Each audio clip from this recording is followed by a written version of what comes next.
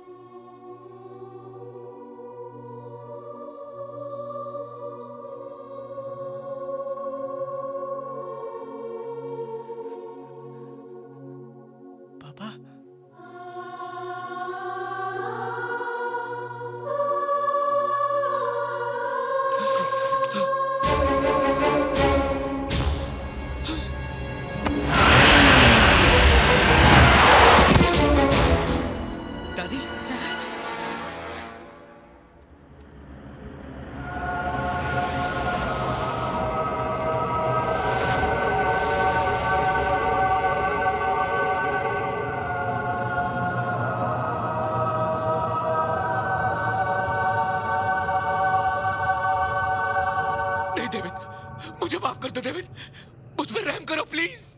तूने मुझ पर रहम किया था? तुझे एहसास हुआ था कि मेरे बाद मेरी माँ और मेरे बेटे का क्या होगा? 12 साल मेरी आत्मा तुझे और तेरे साथियों को जिंदा देखकर तड़पती रही। शायद ये मेरी माँ का आशीर्वाद था जो मेरे बेटे ने मेरी कार को तुम लोगों के बीच लाकर खड़ा कर दिया। मैं चाहता तो तुझे वहीं खत्म कर सकता था जहां तू मेरे बेटे को डुबो रहा था, लेकिन मुझे अपने बेटे को बेकसूर साबित करना था, इसलिए तुझे यहां तक लेकर आया। मैं कबूल करता हूं सबके सामने कि मैं तुम्हारा गुनहगार हूं। मैंने और मेरे साथियों ने तुम्हारी कार की डिजाइन चोरी कर ली थी और तुमको धोखे से मार दिया।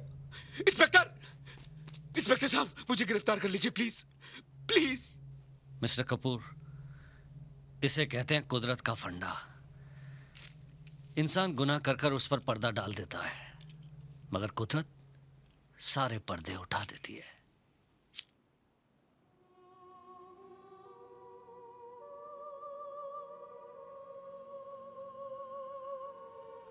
माँ, मुझे तो यकीन हो गया था बेटी कि तेरे साथ जरूर कोई अपशगुन हुआ है, वरना इस दुनिया में ऐसी कोई दुनिया नहीं जहां बच्चा जाकर अपनी माँ को भूल जाए। जब किसी बच्चे के सामने उसकी माँ की मौत होती है तो वो माँ तो जी उठती है, लेकिन जब माँ के सामने उसके बच्चे की मौत हो जाए तो वो तो मर जाती है। क्या वो बेटा बदनसीब नहीं है जिसे अपनी माँ और बच्चे को रोते और बेहाल छोड़कर जाना पड़ा? देखो, मरने के बाद भी आंखें खुली हैं। मरते वक्त ये तुम्हें और राज को देखना चाहती थी, लेकिन ना तो ये तुम लोगों को देख पाई और ना ही इन्हें बंद करने के लिए तुम्हारा हाथ इन पलकों पर आया। अगर पुनर्जन्म होता है ना मां, तो फिर से तुम्हारा बेटा बन के पैदा होऊंगा। पापा, आप हमें छोड़कर चले जाएंगे?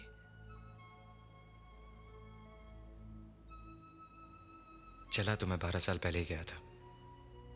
ये तो तुम थे जो दोबारा मुझे अपनी और मां के पास ले आए। मुझे दुख है कि तुम्हारा पापा तुम्हारे लिए कुछ नहीं कर पाया, लेकिन खुशी है कि तुमने मुझसे भी अच्छी घड़ी बनाई। और हां, अगली बार जब तुम प्रिया को ड्राइव पर लेकर जाओ तो स्टीयरिंग पर से हाथ मत हटाना।